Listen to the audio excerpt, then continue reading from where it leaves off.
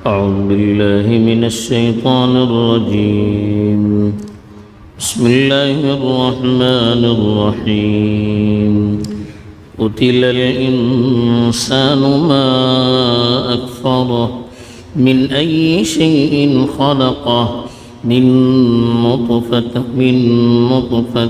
خلقه فقدره ثم السبيل يسره ثم أماته فأقبره ثم إذا شاء أنشره كلا لما يقض ما أمره. الحمد لله رب العالمين والعاقبة للمتقين، الصلاة والسلام على سيد الأنبياء والمرسلين خاتم النبيين محمد وعلى آلہ وصحبہ اجمعین. اما بعد. اس سے پہلے جو آیات تلاوت کی گئی تھی اس میں اللہ کے رسول صلی اللہ علیہ وسلم کو خاص مسئلے میں خطاب کر کے کچھ تنبیہ، کچھ نصیحتیں کی گئی تھی. پھر عمومی طور پر بتایا گیا تھا کہ اس پیغام کے اندر سب کے لیے عبرت ہے، لیکن جو چاہے اس سے نصیحت حاصل کرتا ہے اللہ تعالیٰ کے فیصلے کے مطابق. پھر قرآن کا تذکرہ آیا تو قرآن کی اللہ کے نزدیک کیا عظمت ہے، کس طرح سے اس کی حفاظت کا اور اس کی عزت اور احترام کا اللہ کی طرف سے لوح محفوظ میں بھی اہتمام کیا گیا ہے، اور جن فرشتوں کے ذریعے سے قرآن نازل کیا جاتا ہے ان کے سلسلے میں بھی کتنا اہتمام کیا گیا ہے. اب جو آیات تلاوت کی گئی ہیں اس میں خاص طور پر انسان کو ان میں سے بھی جو آخرت کا، مرنے کے بعد کی زندگی کا انکار کرتے ہیں ان کو خطاب کر کے اللہ تعالیٰ نے ان کی اپنی زندگی پر غور کرنے کے لیے کہا کہ کس طرح سے وہ اللہ کے قبضے قدرت میں ہیں اور اللہ کے احکام کس طرح سے اس پر نافذ ہوتے ہیں.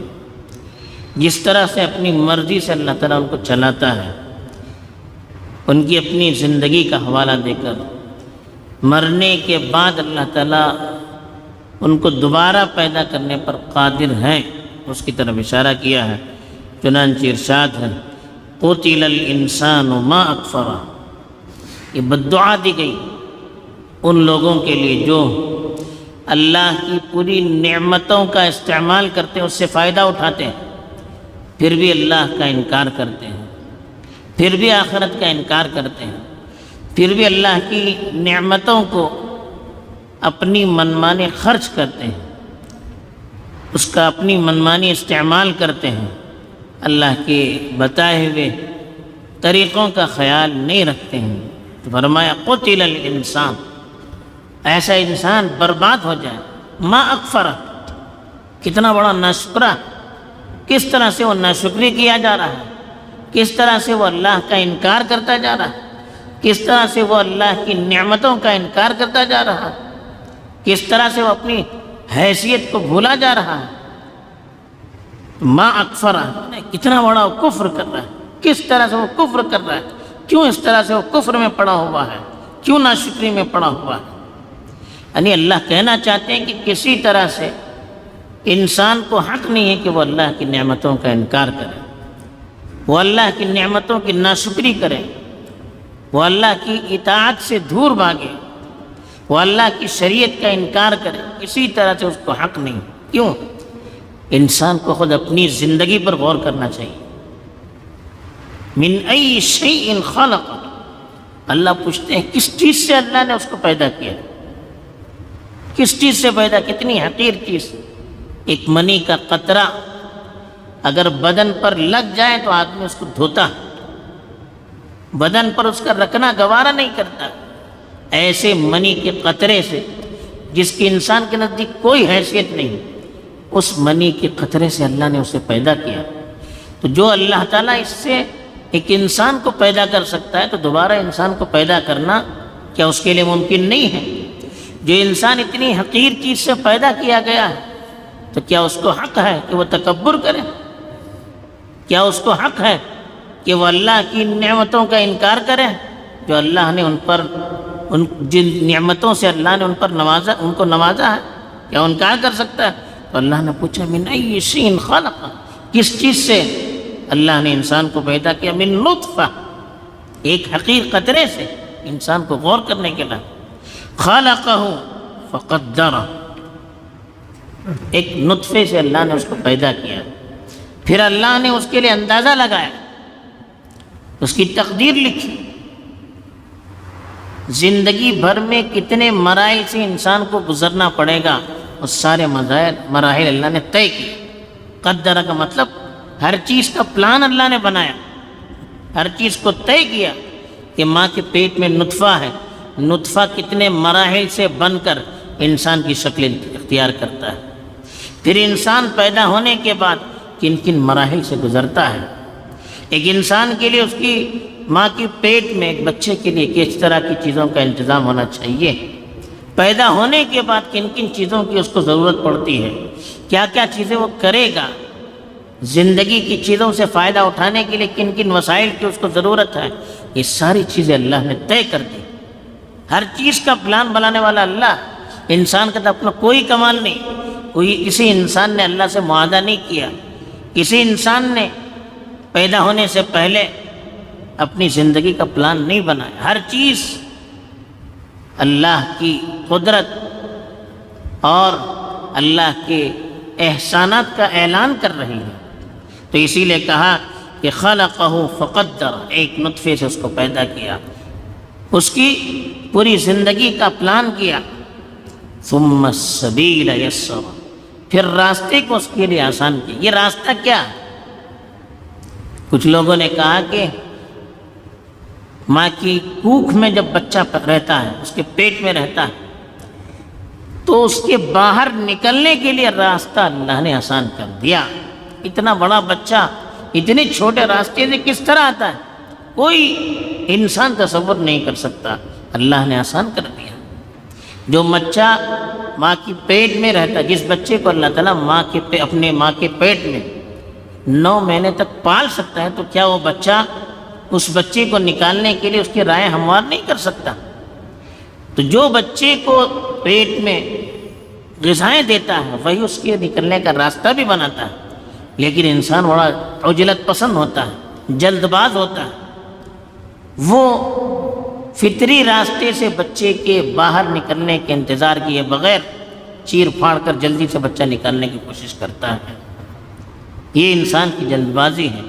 اللہ کی قدرت پر اور اللہ تعالیٰ نے جو ترکیب انسان کے لیے بنا رکھے ہیں، جو اسباب معین کر رکھے ہیں، اس پر ہمارے یقین نہ ہونے کی دلیل ہے۔ تو یہ تو ایک کہ السبیل کا مطلب جو بچہ ماں کے پیٹ میں ہوتا ہے، ماں کے پیٹ سے باہر نکلنے کا راستہ۔ پھر السبیل کا مطلب صحیح راستہ، یا جو راستہ اللہ نے انسان کے لیے مقرر کر رکھا ہے، اس کے لیے اللہ نے اس کے لیے راستہ آسان کر دیا۔ اس کو جنت میں جانا ہے، جنت کا راستہ آسان کر دیا، جہنم میں جانا ہے، جہنم کا راستہ آسان کر دیا۔ ثم السبیل یسر ثم اماتہ فاقبرہ، پھر انسان دنیا میں رہتا ہے، اپنی زندگی جو اللہ کی طرف سے اس کو ملی ہے اس کو گزارتا ہے، وہ جب عمر ختم ہوتی جاتی ہے اللہ تعالیٰ اس کو موت دیتے ہیں۔ تو اللہ تعالیٰ کہتے ہیں کہ پیدا کرنے والے بھی اللہ ہیں، موت دینے والے بھی، فاقبرہ، اس کو اس کی قبر میں ڈال دیتے ہیں۔ تو اس سے اللہ نے اشارہ کر دیا ہے کہ مردہ مرنے کے بعد اس کو ایسے ہی چھوڑنے کے بجائے کہ چھوڑا جائے، جانور کھائیں، سڑے گلے بدبو سے پوری دنیا بدبودار ہو جائے، لوگ گھن کرنے لگے، اس طرح سے ذلیل کرنے کے بجائے بڑے احترام اور اکرام کے ساتھ مردے کو قبر میں دفن کرنا چاہیے۔ تو اس لیے کہا ثم اماتہ فاقبرہ، پھر اللہ نے اس کو موت دی اور اس کو قبر میں ڈلوایا۔ ثم اذا شاء انشرہ، ان ساری چیزوں کو اللہ نے بیان کیا اور انسان کو بتلایا کہ تیری کیا حیثیت ہے، تو کہاں سے بنا ہے، کون بنانے والا ہے۔ زندگی کے ہر مرحلے میں تو اللہ کا محتاج ہے، ہر مرحلے سے تجھے اللہ نے گزارا ہے، موت بھی اللہ نے دی ہے، وہی اللہ جس نے پہلے پیدا کیا، ساری زندگی کے گزارنے کے مراحل طے کیے، پوری زندگی چلانے کے لیے تمہارے سامنے وسائل مہیا کیے، وہی خدا جس نے تمہیں موت دی، پھر وہ جب چاہے گا انشرہ کا معنی ہے دوبارہ اس کو پیدا کرے گا۔ تو جو اللہ پہلے پیدا کر سکتے ہیں کیا وہ اللہ دوبارہ پیدا نہیں کر سکتے ہیں؟ قل یحییھا الذی انشأھا اول مرہ، آپ کہیے وہ ذات اسے زندہ کرنے والی ہے جس نے پہلے مرتبہ اس کو پیدا کیا۔ تو جس اللہ نے پہلے مرتبہ انسان کو پیدا کیا، وہی اللہ دوبارہ مرنے کے بعد بھی زیادہ، یعنی انسان کے مرنے کے بعد بھی دوبارہ زندہ کرنے پر قادر ہے۔ یہ اللہ تعالیٰ نے پورا خلاصہ بتا دیا اور کہا کلا، ہرگز نہیں، لما یقضی ما امر، ساری اپنی نعمتوں کو بیان کرنے کے بعد پھر اللہ نے کہا ہرگز نہیں، انسان نے اب تک اللہ نے جو اسے حکم دیا تھا اس کو پورا نہیں کیا۔ یعنی اکثریت، انسانوں کی اکثریت وہ ہے جو دنیا میں آنے کے بعد اللہ نے جو اپنی اطاعت کا، اپنی فرما برداری کا حکم دیا تھا، آخرت پہ یقین کرنے کا حکم دیا تھا، حساب کتاب کی دنیا میں تیاری کرنے کا حکم دیا تھا، ان ساری چیزوں کو انسان نے پورا نہیں کیا۔ تو بہرحال یہی پیغام ہے انسان کے لیے کہ اللہ تعالیٰ کی قدرت کے آگے انسان کتنا بے بس، یہ انسان کو سمجھنا چاہیے۔ دوسرے، انسان کو ہر مراحل سے گزارنے والا، اس کے لیے سارے اسباب وسائل پیدا کرنے والا اللہ ہے، تو انسان کو اللہ کے علاوہ اور کسی کی عبادت نہیں کرنی چاہیے، اس کے علاوہ اور کسی کی اطاعت نہیں کرنی چاہیے۔ تیسرے، جو اللہ تعالیٰ اتنا قادر ہے تو وہ اللہ تعالیٰ مرنے کے بعد دوبارہ زندہ کرنے پر بھی قادر ہے۔ چوتھے، انسان کو اپنی حیثیت پر غور کرتے رہنا چاہیے اور اپنی بے بسی کو اللہ کے سامنے، اپنی تہی دامنی کو یاد کرتے رہنا چاہیے تاکہ اللہ کا شکر ادا کرتا رہے، اس کی نافرمانی اور تکبر سے بچتا رہے۔ اللہ تعالیٰ توفیق دے، آمین۔ وآخر دعوانا الحمدللہ رب العالمین۔